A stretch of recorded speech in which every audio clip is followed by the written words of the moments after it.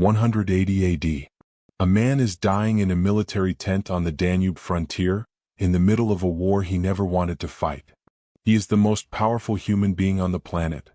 Emperor of Rome, commander of 30 legions, master of a third of the known world. And in his final hours he does not call for his generals. He does not review his conquests. He turns to his son and says one thing: "Stop grieving and let me go." Then he asks for a servant to hand him a small book, a private notebook, never meant for anyone's eyes but his own. He had been writing in it for years, alone at night, by lamplight, in the middle of plague and war and betrayal. He called it nothing. We call it Meditations.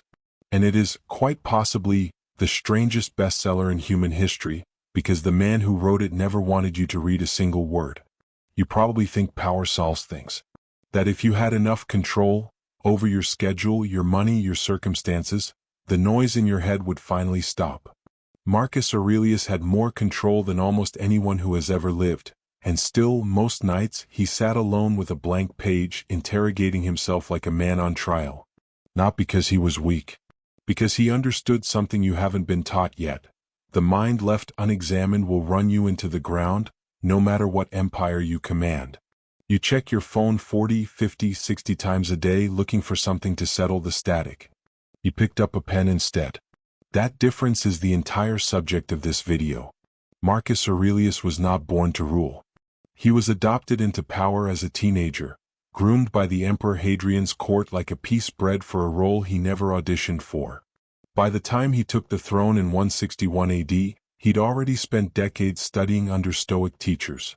Men like Junius Rusticus, who reportedly handed the young Marcus his first copy of Epictetus's teachings, a book that would shape him more than any military training ever did. And then the world tried to break him. A catastrophic flood. The Antonine Plague, which may have killed up to 10 million people across the empire. 16 years of near-constant war on the northern frontier. A trusted general's betrayal and attempted coup. Through nearly all of it, Marcus wrote to himself. Not for publication. Not for legacy. He used a specific practice the Stoics called Premeditatio Malorum, the premeditation of evils. Deliberately imagining loss, failure, and death, not to become morbid but to become unshakable. You could leave life right now, he wrote to himself. Let that determine what you do and say and think. Here is the first idea, and it will sound backwards at first. Rehearsing disaster is not pessimism. It's insurance for your peace of mind. Marcus didn't imagine his enemies, his death, his failures because he was anxious. He imagined them so that when they arrived, and they always arrive, he wasn't ambushed by his own shock. Think of the last time bad news actually flattened you. It probably wasn't the event itself that broke you. It was how unprepared you were for the idea that it could happen to you at all.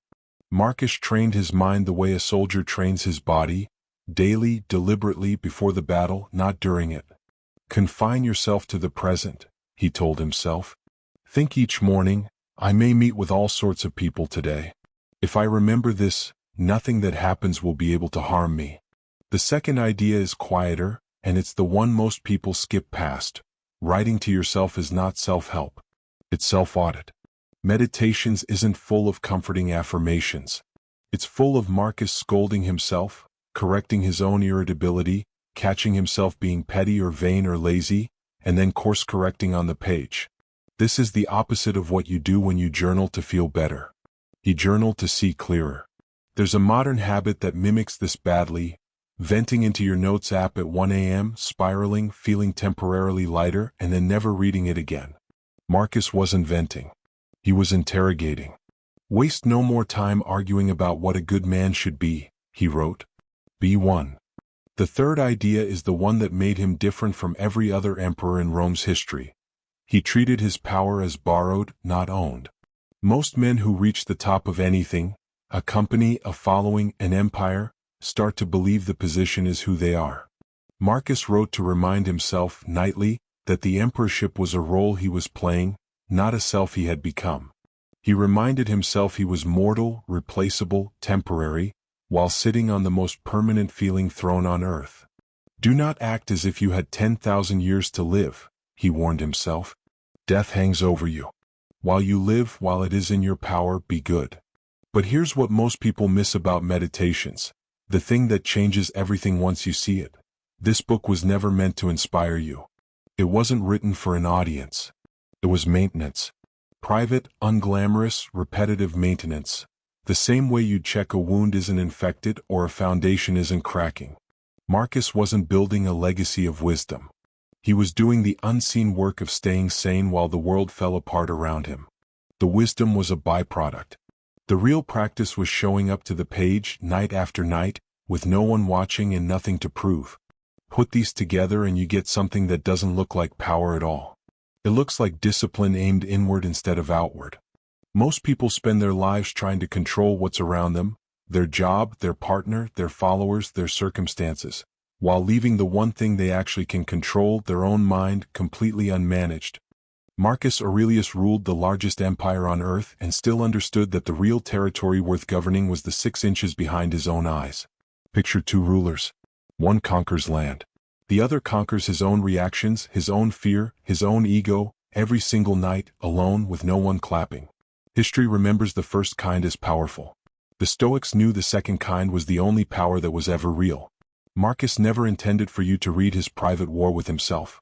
And maybe that's exactly why it still works on us 2,000 years later, because it wasn't performed. It was practiced. So tonight, before you reach for your phone one more time, ask yourself the question he kept asking himself in that tent, on that river, at the edge of everything he was ever going to lose. Not what do I want, but who am I becoming when no one is watching me? Write it down.